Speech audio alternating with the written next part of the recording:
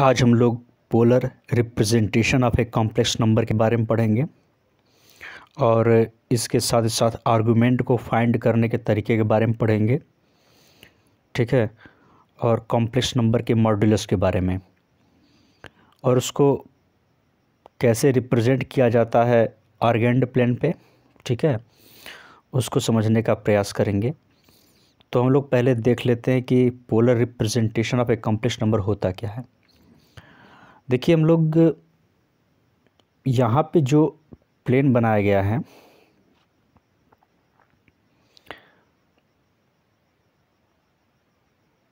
ये वाला, उसमें हम लोग ये देख रहे हैं कि ये एक्स एक्सिस हो गया, ऊपर वाला वाई एक्सिस, ये वाई डैश और ये एक्स डैश, ओके। तो इसमें एक पॉइंट हम लोगों ने ले रखा है इधर कैपिटल पी की तरफ, ठीक है। जब कैपिटल पी की तरफ एक पॉइंट ले रखा है तो वो पॉइंट जो है, इसका जो कोऑर्डिनेट होगा वो एक्स वाई का हो रहा है, ठीक है। जैसे अगर z is equal to x plus i y हम लोग का कॉम्प्लेक्स नंबर है, तो x इसमें रियल पार्ट है और y इमेजिनरी पार्ट है, ठीक है। ये तो आर्गेंड प्लेन पे एक्स वाई का रिप्रेजेंटेशन हो गया। लेकिन पोलर रिप्रेजेंटेशन कैसे होगा उसको हम लोग देख लें।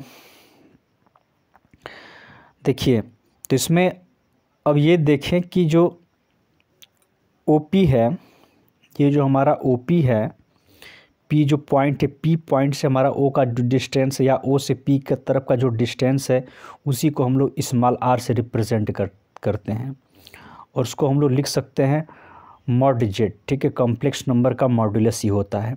ऐसा क्यों होता है? मान लीजिए यहाँ पर जो कैपिटल P आपका जो बन रहा है, कैपिटल P जो बन रहा है हमारा, वो एक्स वाई कोऑर्डिनेट का है, ठीक है। तो अगर ये 0 0 है हमारा ओरिजिन, तो यहाँ से यहाँ का जो डिस्टेंस निकलेगा वो x square plus y square का होगा, x square plus y square का होगा। और यही हमारा मॉड जेड भी होता है, ठीक है। मॉड्यूलस जेड भी यही कहता है। इसीलिए स्मॉल r को हम लोग यहाँ रिप्रेजेंट कर सकते हैं, जो डिस्टेंस हो मॉड जेड से दिया जा सकता है, ठीक है। तो यही होता है। फिर वी में note that the point capital P is uniquely determined by the order pair of real numbers. तो इसको हम लोग स्मॉल r थीटा के फॉर्म, जैसे r तो हमारा डिस्टेंस हो गया, ये जो थीटा एंगल जो है इंक्लिनेशन है हमारा x एक्सिस से, ये OP का वो थीटा एंगल हो गया, ठीक है। उसी को हम लोग आर्गुमेंट बोलते हैं, ठीक है, आर्गुमेंट बोलते हैं उसको हम लोग। तो यही जो हमारा जो P है, एक्स वाई पॉइंट को हम लोग r थीटा से जब रिप्रेजेंट कर देते हैं तो ये हमारा पोलर फॉर्म हो जाता है। यही हमारा पोलर कोऑर्डिनेट्स कहा जाता है, polar coordinates of the point capital P। और फिर उसके बाद जब देखें यहाँ पे तो विचार करेंगे आपकी x इज इक्वल टू, जो यहाँ पर है x इज इक्वल टू, इसको लिख सकते हैं r cos थीटा, और ऊपर वाला जो हमारा है ये वाला y, उसको लिख सकते हैं y is equal to r sine theta, ठीक है। ये पोलर फॉर्म में है, ठीक है। तो जब x इज इक्वल टू आपने r cos theta, y is equal to small r sine theta आपने ले लिया, तो z के स्थान पर रिप्लेस करेंगे x प्लस आई वाई के प्लेस पे, तो हम क्या लिख सकते हैं? x is equal to r cos theta plus i r sine theta. इसमें r कॉमन ले लेंगे तो स्मॉल r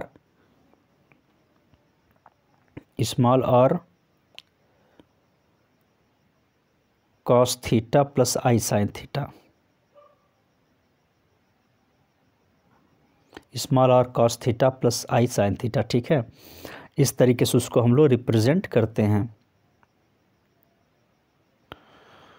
उसी तरीके से अगर थीटा की वैल्यू, अब देखिए इसमें हमें डिसाइड करना होता है कि जब हम लोग इसके r को निकाल लेते हैं, polar form of the complex number को हम लोग समझ लेते हैं, r x z is equal to r cos theta plus i sine theta, ये हमारा पोलर फॉर्म होता है, ठीक है। ये हमारा कॉम्प्लेक्स नंबर का पोलर फॉर्म होता है, ये वाला z is equal to r cos theta plus i sine theta.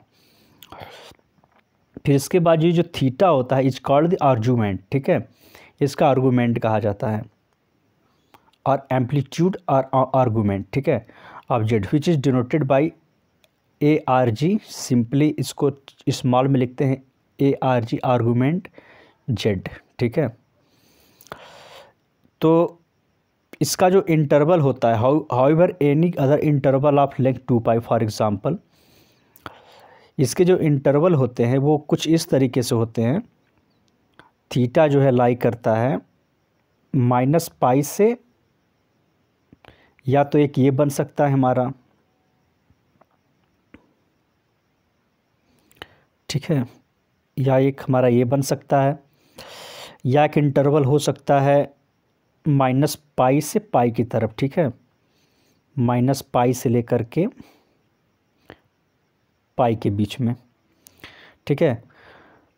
ये प्रिंसिपल वैल्यू, ये जो होते हैं हमारा प्रिंसिपल वैल्यू कहलाते हैं, प्रिंसिपल आर्गूमेंट, ठीक है, called principal argument of z is denoted by ARG z, ठीक है। जैसे कुछ कंडीशंस इसके दिए हुए हैं यहाँ पे कि वो जो हमारा थीटा जो लाई कर रहा था 0 से 2 पाई के बीच में, कुछ इस तरीके से है कि हम इसका जो एंटी क्लॉकवाइज, क्योंकि ये पूरा एक रिवॉल्व करेगा तो ये 2 पाई का हो जाएगा, मतलब 360 डिग्री, और एंटी क्लॉकवाइज डायरेक्शन में देखिए सबको मेज़र कर रहे हैं तो ये प्लस की तरफ है, ठीक है, इसलिए इसको ऐसा हो रहा है ये।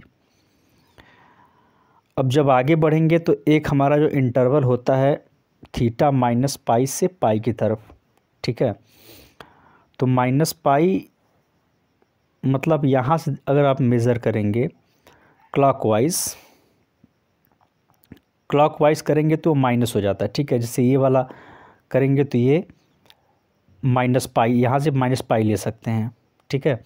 लेकिन जैसे यहाँ बढ़ना शुरू करेगा तो थीटा में, देखिए ये थीटा पॉजिटिव में आ गया, थीटा में आ गया, लेकिन ये माइनस में जाएगा, ठीक है। तो यहाँ से ये एक, यहाँ से ऐसे भी ले सकते हैं, ठीक है। तो ये इस तरीके से हमारे पास हो जाते हैं। अब देखिए हम लोग ये तो समझ गया कि R कैसे निकाल सकते हैं। R हम लोग निकालते हैं small r is equal to √x² + y² से निकाल सकते हैं, ठीक है। उसी तरीके से अगर थीटा निकालना तो हम कैसे निकाल सकते हैं, tan इनवर्स y/x, ठीक है, y/x मतलब इमेजिनरी पार्ट, कैसे निकाल सकते हैं। थीटा अगर निकालना चाहें तो theta is equal to tan inverse imaginary z, मतलब कि कॉम्प्लेक्स नंबर का imaginary part upon real z, real part उसका, ठीक है। इस तरीके से हम उसको निकाल सकते हैं। तो यहाँ से थीटा की वैल्यू हम लोग फाइंड आउट कर सकते हैं। बस ये चेक करना होगा थीटा अब आर्गूमेंट में कि जो वैल्यू है किस क्वाड्रेंट में। अब फिर उसके बाद हम लोग चेक करेंगे क्वाड्रेंट चेक, कि किस क्वाड्रेंट में थीटा की वैल्यू लाई करती है। बस उसके लिए अगला स्टेप हमने बना रखा है, ईजिली तरीके से आप समझेंगे। चलिए इस पर प्रकाश डालते हैं। देखिए हमने ले रखा है हाउ टू फाइंड आर्गूमेंट। तो पहले क्वाड्रेंट चेक करते हैं, ठीक है। पहले हम लोग क्या करते हैं, क्वाड्रेंट, अगर कोई वैल्यू हमें आ जाता है तो पहले क्वाड्रेंट चेक करते हैं। ये x हो गया, ये y हो गया, ये x' हो गया, ये y' हो गया। इसको बोलते हैं फर्स्ट क्वाड्रेंट, इसको बोलते हैं सेकंड क्वाड्रेंट, इसको बोलते हैं थर्ड क्वाड्रेंट, और it is your fourth quadrant, ठीक है। इस तरीके से हम लोग क्वाड्रेंट को चेक कर सकते हैं। और अल्फ़ा की वैल्यू मैंने बताई थी कि आपको tan inverse imaginary z upon real z, इस तरीके से हम लोग इसको दे सकते हैं। It is given in this form, theta और alpha is equal to tan inverse imaginary z upon real z, ठीक है। जब हम अल्फ़ा की वैल्यू मतलब आर्गूमेंट हम यहाँ से निकाल लेते हैं तो फिर ये चेक करते हैं, रेफ़र टू टेबल चले जाते हैं, मतलब टेबल में जो रेफ़र किया हो कि उसका वैल्यू जो अल्फ़ा का होता है किस क्वाड्रेंट में लाई करता है, तो उसको हम लोग चेक करेंगे। इसको हमें थोड़ा समझने की ज़रूरत है। अगर थीटा की वैल्यू प्लस अल्फ़ा आती है, ठीक है, थीटा की वैल्यू अगर प्लस अल्फ़ा आती है तो उस कंडीशन में क्या होगा, देखिए theta is equal two plus alpha है तो फर्स्ट क्वाड्रेंट में जाएगा, ठीक है। और अगर सेकेंड क्वाड्रेंट में है, ठीक है, तो theta is equal to pi minus alpha हो जाएगा। और अगर थर्ड क्वाड्रेंट में है तो हो जाएगा -पाई माइनस अल्फ़ा हो जाएगा, ठीक है। और फोर्थ में देखा जाए तो थीटा क्या हो जाएगा, माइनस अल्फ़ा हो जाएगा। ठीक है। देखो उसको चेक करने का तरीका क्या है कि पहले वाले में ऑल पॉजिटिव होता है, जो ट्रिग्नोमेट्रिक फंक्शन होते हैं ऑल पॉजिटिव होते हैं, जो ट्रिग्नोमेट्रिक रेशियोज होते हैं। और सेकेंड क्वाड्रेंट में बात करें तो उसमें साइन और कॉसेक, साइन मतलब आपके पॉजिटिव होते हैं, बाकी नेगेटिव होते हैं। फिर थर्ड में टैन पॉजिटिव होता है, बाकी सब नेगेटिव होते हैं। और अंत वाले में कॉस और सेक, ये पॉजिटिव होते हैं, बाकी सब नेगेटिव होते हैं। इसी बेस पे हम लोग इसको चेक कर सकते हैं।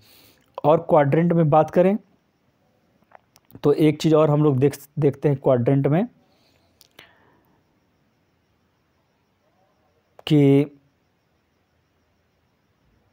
ये वाला हमारा प्लस प्लस होता है, ठीक है, और इधर वाला हमारा होता है माइनस प्लस, और ये हमारा होता है माइनस माइनस, और ये हमारा होता है प्लस माइनस। इस तरीके से इसके साइन चेंज होते हैं, ठीक है। तो इसी बेस पे हम जैसे z is equal to x plus i y होगा, तो उसी तरीके से चेक कर लेंगे कि x माइनस है या प्लस है, y प्लस है माइनस, तो इस तरीके से क्वाड्रेंट को देख लेंगे। और उसके बाद हम लोग अल्फ़ा निकाल देंगे।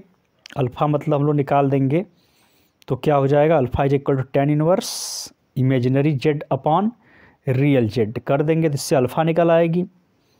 फिर वो चेक, उससे पता चल जाएगा एक्स वाई से कि कौन सा क्वाड्रेंट है। फिर उसी तरीके से हम लोग देख लेंगे, रेफर टू टेबल, अल्फ़ा की वैल्यू का हम उसी प्रकार इन सब के फॉर्म में लिख सकते हैं, ठीक है।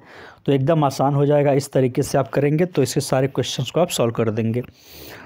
अब इसका जो अगला वीडियो होगा उसमें हम लोग सॉल्व करेंगे कैसे आर्गुमेंट को निकालना है, ठीक है, और उसके मॉडुलस को कैसे निकालना है, और पोलर फॉर्म में कैसे लिखना है, ठीक है। उस पर कुछ 2-3 क्वेश्चंस हम लोग सॉल्व करेंगे। Thanks for watching.